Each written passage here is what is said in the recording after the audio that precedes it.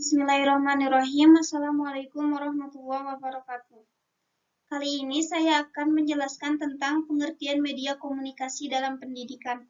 Mata kuliah Komunikasi Pembelajaran di semester 5 PAI. Baik, langsung saja ke pengertian media komunikasi. Kata media berasal dari bahasa Latin dan merupakan bentuk jamak dari kata medium yang secara harfiah berarti perantara atau pengantar. Dengan kata lain, media adalah perantara atau pengantar pesan dari pengirim ke penerima pesan. Jadi media dalam pendidikan adalah segala bentuk alat komunikasi yang dapat digunakan untuk menyampaikan informasi dari sumber ke peserta didik. Komunikasi berasal dari kata Latin cum, yaitu kata depan yang berarti dengan dan bersama dengan, dan unus yaitu kata bilangan yang berarti satu. Dari kedua kata itu, terbentuk kata benda komunio yang dalam bahasa Inggris menjadi communion yang berarti kebersamaan, persatuan, persekutuan, gabungan, pergaulan, dan hubungan. Sedangkan komunikasi pendidikan adalah proses penyampaian pesan dari komunikator kepada komunikan. Pesan yang disampaikan berupa materi atau ajaran, baik secara verbal maupun non-verbal. Kemudian komunikasi di sini dikendalikan dan dikondisikan untuk tujuan-tujuan pendidikan. Jadi, media komunikasi dalam pendidikan adalah seperangkat alat bantu atau pelengkap yang digunakan oleh guru atau pendidik dalam rangka berkomunikasi dengan siswa atau peserta didik.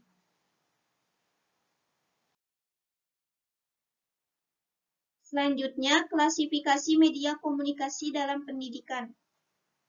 Yang pertama, dilihat dari sifatnya. Ada media auditif, media visual, dan media audiovisual. Media auditif yaitu media yang hanya dapat didengar saja atau media yang hanya memiliki unsur suara seperti radio, kaset, dan rekaman suara. Sedangkan media visual yaitu media yang hanya dapat dilihat saja, tidak mengandung unsur suara, seperti film slide, foto, lukisan, dan gambar. Dan media audiovisual yaitu jenis media yang selain mengandung unsur suara, juga mengandung unsur gambar yang dapat dilihat, seperti rekaman video dan berbagai ukuran film. Yang kedua, dilihat dari kemampuan jangkauannya. Ada media yang memiliki daya liput yang luas dan serentak seperti radio dan televisi. Melalui media ini, siswa dapat mempelajari hal-hal atau kejadian-kejadian yang aktual secara serentak tanpa harus menggunakan ruangan khusus. Dan ada media yang mempunyai daya liput yang terbatas oleh ruang dan waktu, seperti film dan video. Yang ketiga, dilihat dari cara atau teknik pemakaiannya. Ada media yang diproyeksikan seperti film slide, transparansi, komputer, dan lain sebagainya. Jenis media yang demikian memerlukan alat proyeksi khusus seperti film proyektor untuk memproyeksikan film slide, overhead projector untuk memproyeksikan transparansi, LCD untuk memproyeksikan komputer. Tanpa dukungan alat proyeksi semacam ini akan kurang berfungsi. Dan ada media yang tidak diproyeksikan seperti gambar, foto, lukisan, radio, dan berbagai bentuk media grafis lainnya.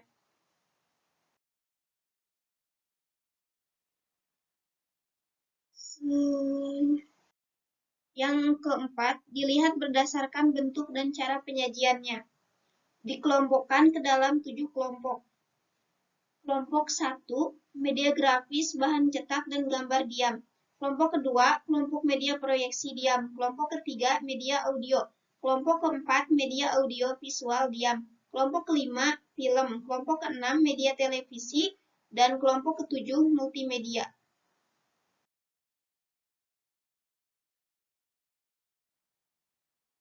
Selanjutnya, manfaat media komunikasi dalam pendidikan. Yang pertama, memperjelas penyajian pesan agar tidak terlalu bersifat verbalistis atau dalam bentuk kata-kata tertulis atau lisan belaka.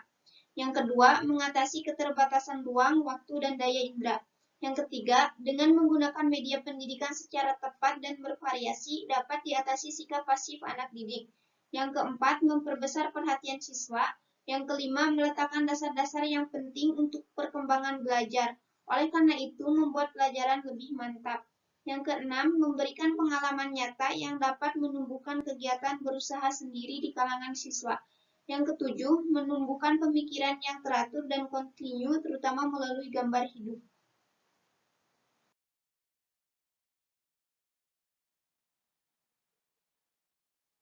8. Membantu tumbuhnya pengertian yang dapat membantu perkembangan kemampuan berbahasa.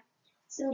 Memberikan pengalaman yang tidak mudah diperoleh dengan cara lain, dan membantu efisiensi dan keragaman yang lebih banyak dalam belajar. 10. Meningkatkan mutu pendidikan dengan jalan mempercepat rate of learning, membantu guru untuk menggunakan waktu belajar secara lebih baik, mengurangi beban guru dalam menyajikan informasi. Aktivitas guru lebih banyak diarahkan untuk meningkatkan kegairahan anak. 11. Memberi dasar pengajaran yang lebih ilmiah dengan jalan menyajikan atau merencanakan program pengajaran secara logis dan sistematis. Mengembangkan kegiatan pengajaran melalui penelitian baik sebagai pelengkap maupun sebagai terapan. 12. Meningkatkan terwujudnya immediacy of learning karena media teknologi dapat menghilangkan atau mengurangi jurang pemisah antara kenyataan di luar kelas dengan kenyataan di dalam kelas. Dan yang ke-13, memberikan penyajian pendidikan lebih luas, terutama melalui media massa dengan jalan memanfaatkan secara bersama dan lebih luas peristiwa-peristiwa langka, menyajikan informasi yang tidak terlalu menekankan batas ruang dan waktu. Selanjutnya, pemanfaatan media komunikasi dalam pendidikan.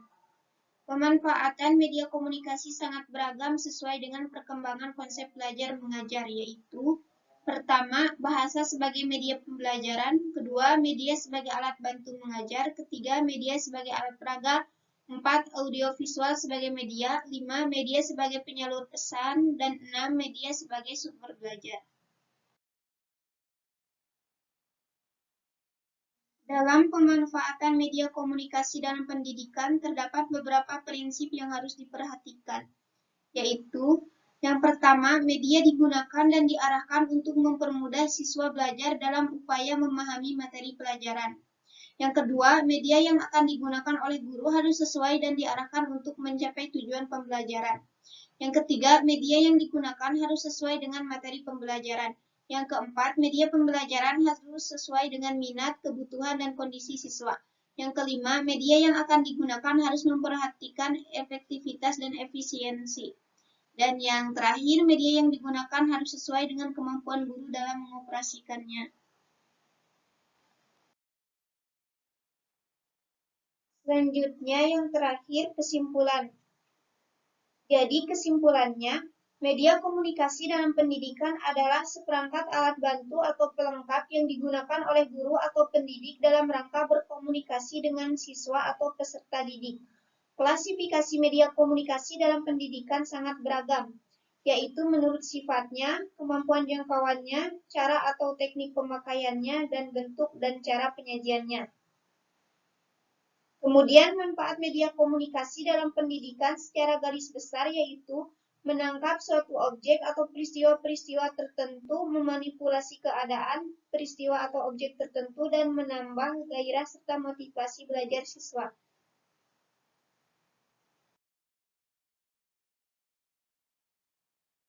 Baik, terima kasih. Mohon maaf atas segala kesalahan dan kekurangannya. Semoga bermanfaat. Wassalamualaikum warahmatullahi wabarakatuh.